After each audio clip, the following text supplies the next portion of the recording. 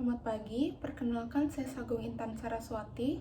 Saya dari Dokter Muda, stase anestesiologi dan terapi intensif, FK Unut, RSUP Sanglah Denpasar, periode 6 September sampai 17 Oktober 2021. Jadi di sini sekarang saya akan membawakan materi tentang perioperatif medicine. Menurut Himpunan Kamar Bedah Indonesia, mendefinisikan tindakan operasi sebagai prosedur medis yang bersifat invasif untuk diagnosis, pengobatan penyakit, trauma, dan deformitas. Lalu untuk definisi dari perioperatif medicine adalah suatu subspesialisasi multidisiplin yang terdiri dari praktisi yang secara efektif mengidentifikasi dan memenuhi kebutuhan medis yang kompleks dari pasien dengan risiko tertentu dari efek samping perawatan bedah, di mana hal tersebut mencakup intervensi sebelum, selama, dan setelah prosedur operasi. Lalu, tahapan dari perioperatif medicine ini dapat kita bagi menjadi 3 tahap. Yang pertama yaitu ada tahapan preoperatif, di mana pada tahap ini dimulai ketika keputusan untuk menjalani operasi atau pembedahan dibuat dan berakhir ketika pasien dipindahkan ke meja operasi. Lalu, tahapan yang kedua adalah intraoperatif, di mana tahapan ini dimulai ketika pasien masuk ke kamar bedah dan berakhir saat pasien dipindahkan ke ruang pemulihan atau ruang perawatan intensif. Dan tahapan yang terakhir adalah tahapan postoperatif, di mana pada tahapan ini dimulai dengan masuknya pasien ke ruang pemulihan atau recovery room atau ruang intensif dan berakhir dengan evaluasi tindak lanjut pada tatanan rawat inap, klinik, maupun di rumah. Lalu, pada pembawaan materi ini, saya akan lebih membahas lagi tentang preoperatif dari perioperatif medicine. Jadi, tujuan dari preoperatif medicine yang pertama adalah melakukan penilaian terhadap status kesehatan pasien secara keseluruhan untuk mengidentifikasi faktor risiko yang ada. Yang kedua, membangun hubungan yang baik antara dokter dengan pasien. Yang ketiga, mengoptimalkan kondisi pasien untuk menjalani operasi. Yang keempat, melakukan penilaian terhadap faktor yang berpotensi menjadi penyulit selama ataupun setelah operasi. Yang kelima, memberikan edukasi kepada pasien mengenai pembedahan, anestesi, perawatan intraoperatif dan pascaoperatif untuk mengurangi kecemasan pada pasien. Yang keenam, memperoleh persetujuan tindakan operasi dan anestesi dari pasien. Dan tujuan yang terakhir yaitu untuk membantu menentukan rencana perawatan perioperatif yang tepat.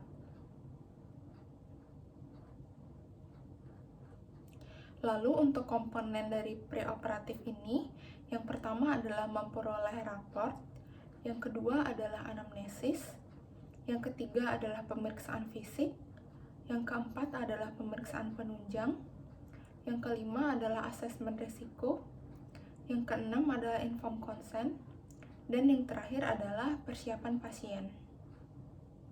Lalu di sini saya akan membahas lebih lanjut mengenai komponen-komponen tersebut.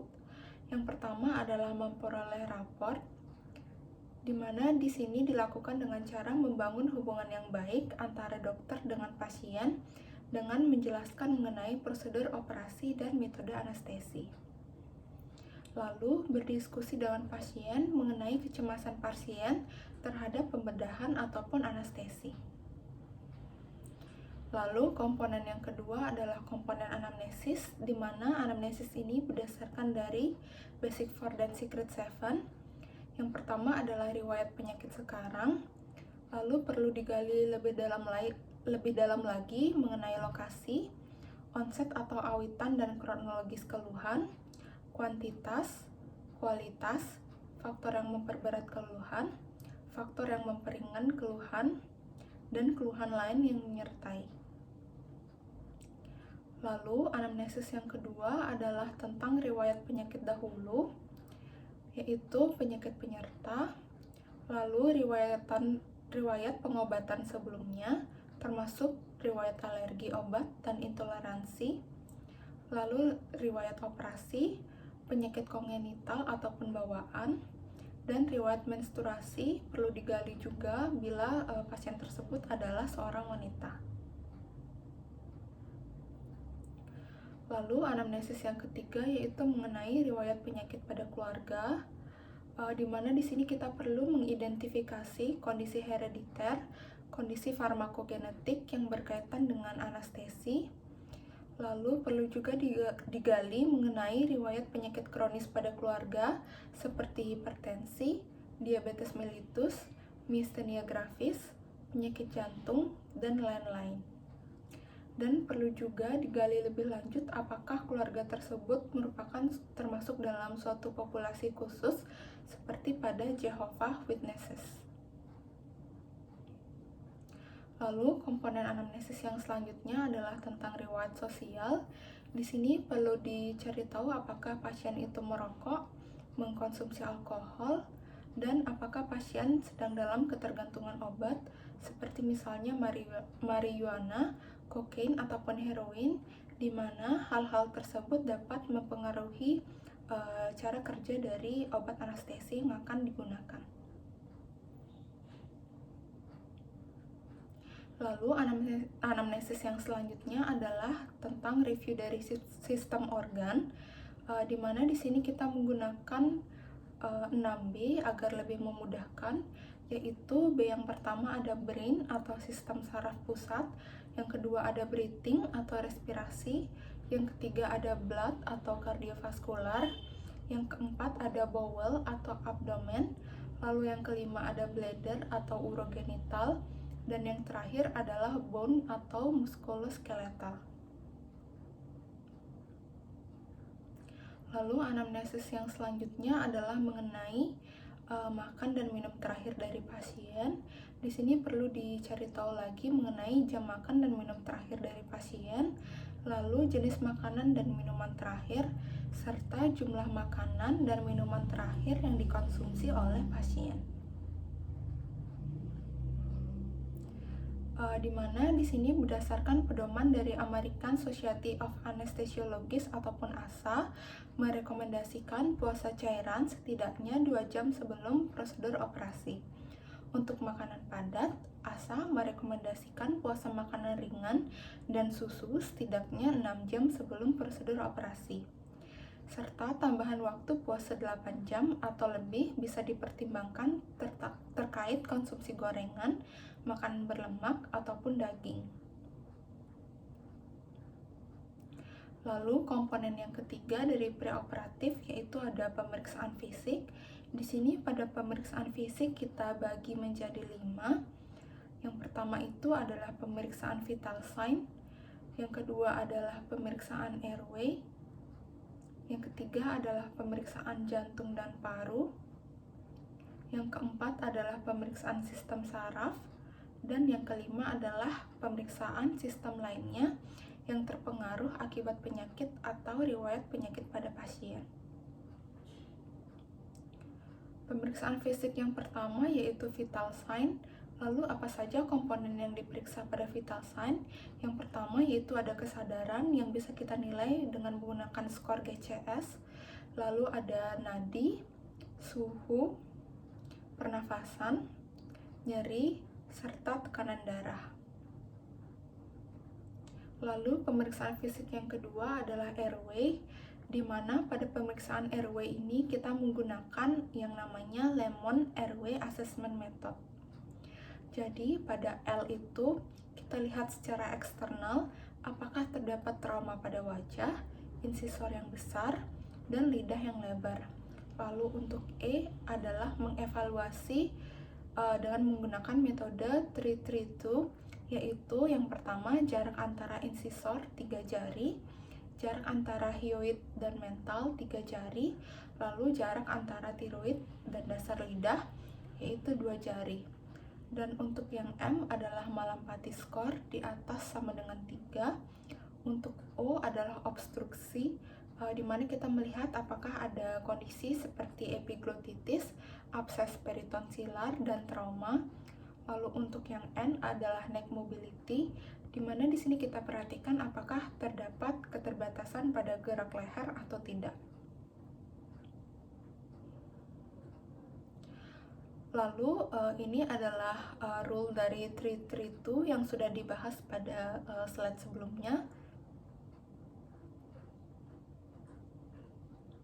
Selanjutnya adalah Mallampati score, di mana pada pemeriksaan Mallampati score ini posisi pasien sama tinggi dengan posisi pemeriksa. Lalu pasien diminta untuk membuka mulut selebar mungkin, lalu menjulurkan lidahnya. Lalu kita identifikasi apakah pasien termasuk dalam kelas 1, kelas 2, kelas 3, ataupun kelas 4. Di mana jika pasien termasuk dalam kelas 1, itu akan terlihat palatum mole, uvula, pilar anterior, serta pilar posterior. Dan untuk kelas 2 akan terlihat palatum mole dan uvula. Lalu untuk kelas 3 di sini akan terlihat palatum mole dan sedikit uvula. Lalu untuk yang kelas 4 itu palatum mole sudah tidak terlihat. Dan untuk interpretasi dari kelas-kelas tersebut, di mana bila pasien termasuk dalam kelas 1 dan 2, maka kemungkinan tidak ada kesulitan dalam pemasangan intubasi, dan bila skornya di atas dengan 3, maka kemungkinan akan terdapat kesulitan dalam pemasangan intubasi. Selanjutnya adalah pemeriksaan fisik jantung dan paru. Pada jantung, yaitu yang pertama dilakukan auskultasi jantung, termasuk juga batas-batas jantung. Lalu dilakukan juga palpasi pada nadi. Lalu dilakukan juga inspeksi pada vena perifer dan ekstremitas untuk mencari apakah terdapat edema atau tidak yang menandakan terdapat suatu penyakit pada jantung. Lalu pada paru-paru, yang pertama dilakukan auskultasi pada paru untuk mengetahui apakah terdapat suara yang abnormal seperti wheezing. Lalu dilakukan juga inspeksi untuk melihat apakah terdapat suatu cyanosis ataupun clubbing finger. Lalu diperhatikan juga apakah terdapat usaha nafas tambahan pada pasien. Lalu pemeriksaan fisik yang keempat adalah pemeriksaan sistem saraf, di mana pemeriksaan ini diindikasikan pada pasien dengan defisit fungsional atau pasien dengan penyakit neuronal, dan apabila pasien direncanakan prosedur neurologis atau anestesi regional. Lalu komponen yang keempat dari preoperatif yaitu ada pemeriksaan penunjang, di mana di sini yang pertama adalah pemeriksaan darah lengkap yang diindikasikan pada pasien yang ingin melakukan operasi mayor, lalu pasien di atas 60 tahun, memiliki riwayat penyakit sistemik, anemia, serta pendarahan. Lalu pemeriksaan yang kedua adalah fungsi ginjal yang diindikasikan pada pasien yang memiliki riwayat hipertensi kronis, diabetes mellitus, dan gangguan ginjal. Lalu pemeriksaan faal hemostasis diindikasikan pada pasien dengan pendarahan, gangguan koagulasi, gangguan hepar, serta sedang menggunakan terapi antikoagulan. Lalu pemeriksaan fungsi hepar diindikasikan pada pasien dengan gangguan hepar, gangguan nutrisi, dan alkoholik. Dan pemeriksaan gula darah diindikasikan pada pasien dengan diabetes mellitus. Pemeriksaan elektrolit diindikasikan dengan pasien yang memiliki riwayat hipertensi kronis, diabetes mellitus, dan gangguan ginjal. Lalu pemeriksaan fototoraks diindikasikan pada pasien dengan riwayat gangguan jantung, gangguan paru, kanker, usia di atas 60 tahun, dan memiliki riwayat demam atau batuk dalam beberapa hari terakhir. Dan pemeriksaan yang terakhir adalah pemeriksaan EKG yang diindikasikan pada pasien yang memiliki riwayat gangguan jantung, hipertensi, dan pasien di atas 35 tahun. Lalu komponen yang selanjutnya adalah asesmen risiko, di mana di sini kita menggunakan status fisik ASA yang dibagi menjadi 6 kelas. Yang kelas pertama itu pada orang sehat normal, Contohnya adalah pasien sehat, dan di sini juga ada prediksi dari mortalitas perioperatif, di mana ini merupakan angka yang tidak pasti, yaitu sekitar kurang lebih 0,1%. Lalu kelas yang kedua yaitu pasien dengan penyakit sistemik ringan hingga sedang dan tidak ada keterbatasan fungsional, atau pada pasien dengan kelas ASA 1 yang menunjukkan kecemasan dan ketakutan yang ekstrim. Contohnya yaitu pada pasien diabetes, epilepsi, asma yang terkontrol. Lalu untuk mortalitas perioperatifnya yaitu sekitar 0,12%. Lalu untuk kelas yang ketiga adalah pasien dengan penyakit sistemik sedang hingga berat yang mengakibatkan beberapa keterbatasan fungsional. Contohnya adalah pasien dengan angina pectoris, infak miokard, gagal jantung kongestif, dan PPOK. Dan untuk mortalitas perioperatifnya yaitu sekitar 1,8%. Lalu kelas yang keempat yaitu pasien dengan penyakit sistemik parah yang merupakan ancaman terhadap kehidupan dan lumpuh secara fungsional. Contohnya yaitu pasien dengan angina pectoris yang tidak stabil, infak miokard, dan tekanan darah yang tinggi. Untuk mortalitas preoperatifnya sekitar 7,8%. Dan untuk kelas yang kelima adalah pasien yang hampir mati yang diperkirakan tidak akan bertahan 24 jam dengan atau tanpa operasi. Contohnya adalah pasien yang sedang sakit parah atau pasien pada stadium paliatif, di mana mortalitas perioperatifnya adalah sekitar 9,4%. Lalu kelas yang terakhir adalah kelas 6, yaitu pasien dengan brain death yang organnya akan diambil untuk didonorkan. Contohnya adalah pasien donor organ. Lalu di sini ada juga E, yaitu jika prosedurnya darurat. Jadi pada penulisan status fisik ASA ditambahkan kelas E jika akan melakukan tindakan yang darurat. Lalu komponen yang keenam adalah informed consent, yaitu ada yang pertama adalah cakupan informed consent yang telah diatur dalam Undang-Undang Nomor 29 Tahun 2004 tentang praktik kedokteran pasal 45 ayat 3, di mana hal-hal penting yang ada dalam cakupan informed consent harus meliputi ada diagnosis dan tata cara tindakan medis, tujuan dari tindakan medis yang akan dilakukan, alternatif tindakan lain dan risikonya, risiko dan komplikasi yang mungkin terjadi, prognosis atau perkiraan hasil dari tindakan yang dilakukan, serta pembiayaan. Lalu yang kedua ada juga kriteria yang diatur berdasarkan Permenkes nomor 585 tahun 1989 mengenai persetujuan tindakan medik, di mana yaitu kriterianya yang pertama ada pasien dewasa yang berusia di atas 21 tahun atau sudah menikah. Yang kedua yaitu dalam keadaan sehat mental. Yang ketiga, pasien di bawah umur 21 tahun dan pasien dengan gangguan jiwa. Maka informed consent diisi oleh orang tua atau keluarga terdekat atau wali dari pasien tersebut. Dan kriteria yang terakhir adalah bila pasien yang tidak sadar atau tidak didampingi oleh keluarga terdekat dan secara medis dalam keadaan gawat darurat yang perlu tindakan penyelamatan nyawa, maka tidak diperlukan persetujuan. Lalu komponen yang terakhir dari preoperatif adalah persiapan pasien, di mana kita bagi menjadi dua. Yang pertama itu adalah persiapan fisik.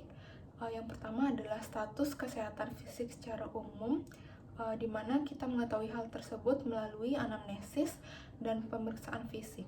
Selain itu, pasien juga harus istirahat dengan cukup sehingga pasien tidak mengalami stres fisik dan tubuh pasien akan terasa lebih rileks. Yang kedua adalah status nutrisi yang ditentukan dengan cara mengukur tinggi badan, berat badan, lingkar lengan atas, kadar protein darah seperti albumin dan globulin, dan keseimbangan nitrogen. Di mana pada pasien dengan defisiensi nutrisi harus dikoreksi sebelum pembedahan untuk memberikan protein yang cukup untuk perbaikan jaringan sehingga mencegah komplikasi dari pasca operasi. Lalu selanjutnya adalah keseimbangan cairan dan elektrolit, di mana keseimbangan cairan dan elektrolit ini berkaitan dengan fungsi ginjal. Jika ginjal mengalami gangguan, maka operasi tersebut harus ditunda hingga perbaikan fungsi ginjal, kecuali pada kasus-kasus yang mengancam jiwa atau pada kasus emergensi. Selanjutnya adalah kebersihan lambung dan kolon, di mana pada pasien ini perlu dipuasakan untuk menghindari terjadinya aspirasi atau masuknya cairan lambung ke dalam paru-paru. Selanjutnya adalah pencukuran daerah operasi untuk menghindari terjadinya infeksi pada daerah yang akan dilakukan pembedahan. Lalu persiapan pasien yang kedua adalah persiapan mental atau psikis, di mana di sini kita perlu memberikan dukungan mental dengan memberikan informasi pada pasien mengenai waktu operasi, hal-hal yang akan dialami oleh pasien selama proses operasi, sehingga pasien tersebut bisa menjadi lebih siap dalam menghadapi operasi. Lalu bisa juga dengan memberikan kesempatan kepada pasien dan keluarga untuk menanyakan tentang segala prosedur yang ada. Lalu dapat juga dilakukan dengan bantuan dari kehadiran dan keterlibatan keluarga pasien untuk mendukung dari mental pasien, di mana persiapan pasien ini dilakukan di unit perawatan. Lalu pada persiapan pasien ini ada juga yang namanya premedikasi. Lalu apa itu premedikasi? Jadi definisi dari premedikasi yaitu pemberian obat-obatan sebelum dilakukan anestesi atau induksi dengan tujuan mengoptimalkan dari kondisi pasien. Dan tujuan lainnya dari premedikasi yaitu termasuk ada menimbulkan suasana nyaman bagi pasien, memudahkan dan memperlancar induksi, mengurangi dosis obat-obat anestesi, mengurangi refleks yang tidak diinginkan, mengurangi sekresi dari saluran nafas, membantu pengosongan lambung, meningkatkan pH asam lambung, mengurangi produksi asam lambung, dan mengurangi reaksi dari PONV.